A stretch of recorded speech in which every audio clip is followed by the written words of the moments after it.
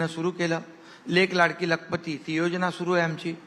आज या बाबतीमध्ये मुख्यमंत्र्यांनी स्वतः सांगितलं की आणि अजितदादांनी पण काल सांगितलं की जे आम्ही बोललोय ते आमची आर्थिक परिस्थिती जशी जशी मजबूत होईल तसं आम्ही करणार. 2100 रुपये आम्ही बोललोय ते करणार तुम्हाला सांगतो. आणि आज राज्यामध्ये 10 लाख कोटीचे प्रकल्प सुरू आहेत.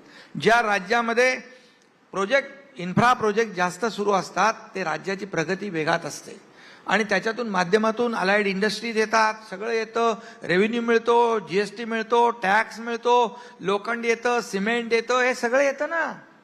आणि म्हणून आम्हाला विश्वास आहे की आम्ही जे बोललोय ते आम्ही करणार. आम्ही प्रिंटिंग मिस्टेकवाला आमचं सरकार नाही. नाही तर तेलंगणामध्ये, कर्नाटकमध्ये बघा योजना बंद पाडल्या. तुमच्या योजना बंद पाडल्या, खूप योजना तुमच्या बंद केल्या. काल तुम्हाला अजितदादाचं भाषण ऐकलं असणार आपण. त्याच्यामध्ये बघा कुठली योजना बंद पाडली आहे. आता योजना एक तरी बंद झाली असं म्हणाले का ते म्हणाले नाहीत पण बंद तर केल्या ना. शिवभोजन पासून तुमचा आनंदाचा शिधा वगैरे सगळ्या. आनंदाचा शिधा काय रोज वाटत नव्हतो आम्ही. सणाला वाटत होतो, दिवाळीला वाटत होतो, दसऱ्याला दिवाळीला वाटत होतो, गणपतीला वाटत होतो. आता तुम्हाला सांगतो शिवभोजन आता बघा चालू आहे की नाही.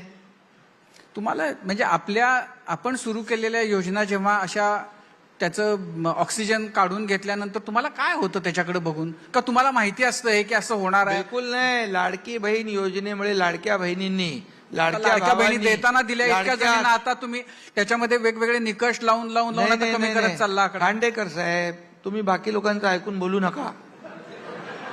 तुम्हाला मी सांगतो ज्या पात्र लाडक्या बहिणी आहेत एकही बहीण वंचित राहणार नाही.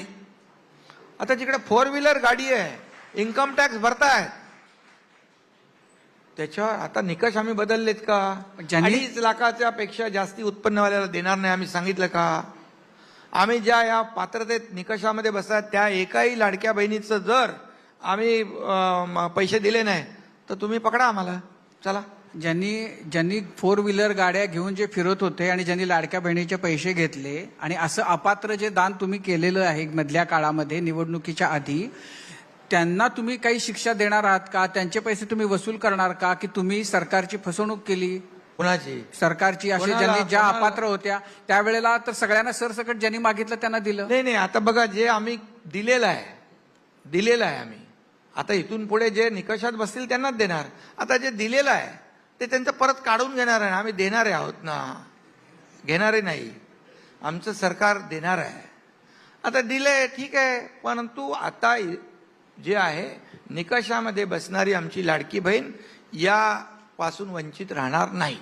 म्हणजे तुम्ही सुरू केलेल्या सगळ्या योजना सुरू राहतील बिलकुल तुम्हाला शब्द मिळालेला आहे. शब्द कशाला? मी काय त्याच्या सरकारमध्येच आहे ना. शब्द काय द्यायचं? म्हणजे की ज्यांनी की असं की अर्थमंत्री, मुख्यमंत्री. नाही तसं नाही. आमचं टीम आहे हो. काय तर असं तुम्हाला वाटत असेल.